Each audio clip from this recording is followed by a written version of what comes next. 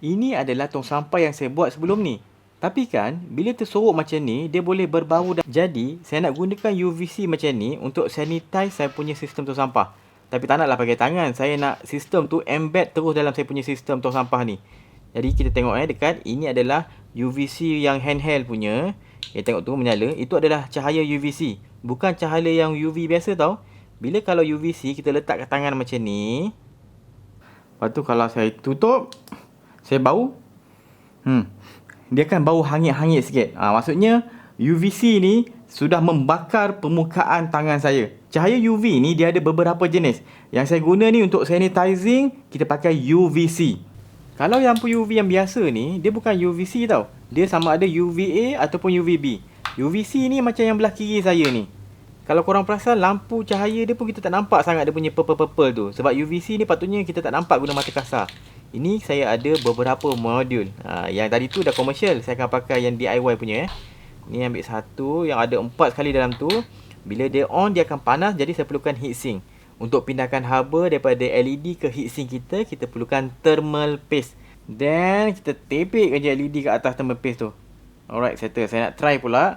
Saya akan gunakan saya punya DC power supply saya. Saya setkan ke dalam 12 volt. 12 volt lah sebab saya punya sistem bateri solar nanti dalam 12 volt. Rendah sikit. Tapi sebab dia sentiasa charge, bolehlah ke 13 volt. Okay, test. Nampak tu? Tu dah bercahaya tu.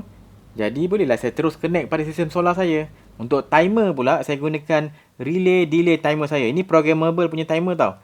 Contoh kalau saya nak set satu mode tepi kiri ni untuk power input modul ni. Yang dua bawah tu untuk trigger pula. Kalau kita letak switch ke apa kan. Untuk trigger dia punya program. Dan sini kita punya relay kita yang akan bertindak sebagai switch.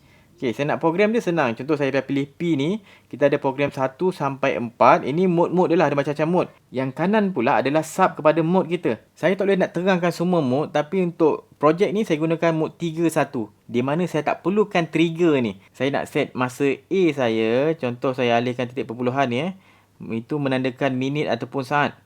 Okay, contoh kalau sini. Sekejap saya alihkan titik tu pada hujung. Dan saya adjust. Kita akan jadi minit ni tau. Contoh saya set kepada 3. 3 titik maksudnya 3 minit. Ini untuk masa A. Saya tukarkan pada masa B. Ni kalau tak ada titik dia jadi saat. Okey, 5. Ini akan membuatkan kita punya program ni. Sekejap saya turn off. Cabut kejap. On balik. Sambung balik. Okey. Mode ni akan buatkan saya punya timer ni. Dia akan kira sebanyak 3 minit. Kemudian dia kira pula 5 saat. 3 minit dia on. 5 saat dia off. Saya tukarlah. 3 minit ni panjang sangat lah.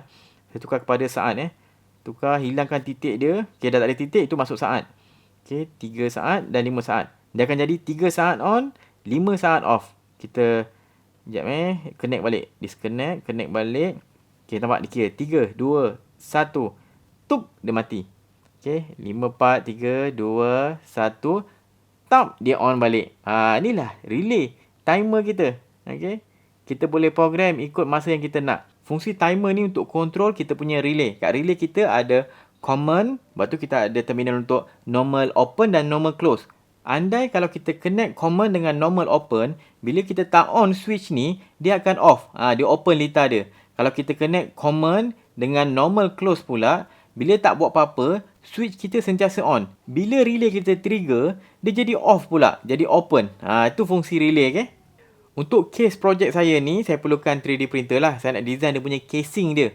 Jadi saya kena dapatkan dia punya segala ukuran. Lepas tu saya design pula 3D untuk 3D printer saya. Settle design, guna 3D printer, print. Okay, settle. Dan result dia ini. Saya ada 2 part sini. Saya boleh sambungkan, connect macam ni. Senang kan, ada longgar-longgar sikit lah. Saya gam dulu. Untuk saya punya heatsink ni yang ada LED UVC tu. Lepas tu saya buatlah connection antara saya punya relay delay modul ni dengan saya punya LED UVC.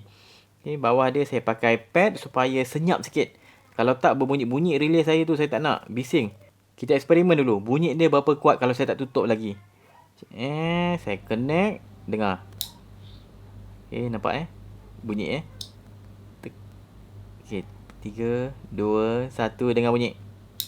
Nampak tu. Ada bunyi. Kalau saya dekatkan. Nampak kan? Ada bunyi kan? Okay, saya try tutup pad atas dia. Sama je pad tadi saya gunakan. Saya tutup penutup dia. Boleh lah ni. So acoustic pad saya dah ada. Saya nak on balik ini DC saya, DC power supply saya, dan saya sambungkan semula. Saya nak dengar bunyi dia punya relay on off tu.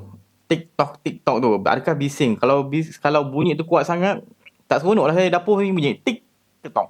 TikTok. Dia cari mas. Kalau saya nak shoot video kat dapur pun tak sedap. Lihat test.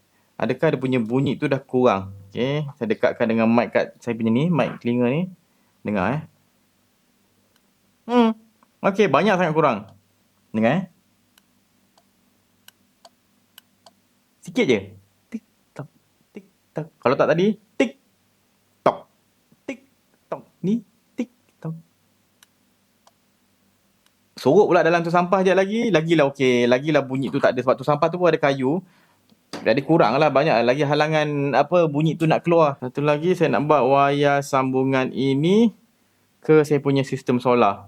Saya pakai XT60 connector. Video ni disponsor oleh bajubuy.com. Diorang jual banyak jersey-jersey yang cantik. Dan sebenarnya saya tengah deal untuk buat custom jersey untuk Berani Buat punya. Jadi kalau korang berminat nak dapatkan jersey Berani Buat nanti, tunggu dekat bajubuy.com. Okey, sambung. Ni saya sambungkan guna connector wayar biasa untuk hujung satu wayar. Dan satu lagi hujung saya akan connect dengan XT60. Ini terus connect pada saya punya sistem solar nanti. Alright. Kita alihkan dulu tong sampah saya ni. Angkat. Bawa tepi. Saya gunakan double tape. Lekatkan saya punya modul untuk UVC saya. Sanitizer modul saya tu. Kita tepi sikit. Ni tak kena okey ni. Dapatkan tempat yang sesuai. Saya lekatkan sahaja. Okey. Kita try on. Sambungkan connection dia. Tengok. Dia menyala tak? Alright. Settle. Power dia dapat daripada bateri solar saya tepi itu. Dan akan sentiasa di-charge pada solar panel saya tu. Alright, beres. Connection saya balu je lah daripada tepi tu. Boleh lah. Lepas tu tong sampah saya sudah ada sistem sanitizer. Nice. So settle lah tong sampah tersembunyi saya yang tak perlu risau tentang bau busuk dan kulat. Alright. So, okay. Settle projek saya pada hari ni. Sekarang lepas ni tong sampah saya dah insya-Allah dah tak ada dah bau-bau sebab bila tong sampah tu tersorok, ada kemungkinan bau sebenarnya. Walaupun anak saya buang sampah hari-hari tapi still kalau terlupa tu ada bau sikit dalam tu. Lepas ni bila dah sentiasa sanitize, bau pun akan hilang tau sebab UVC boleh membunuh bau. Kulat tak boleh nak tumbuh dekat UVC. Kalau ada lalat pun lalat tak boleh nak datang sebab bau tak ada.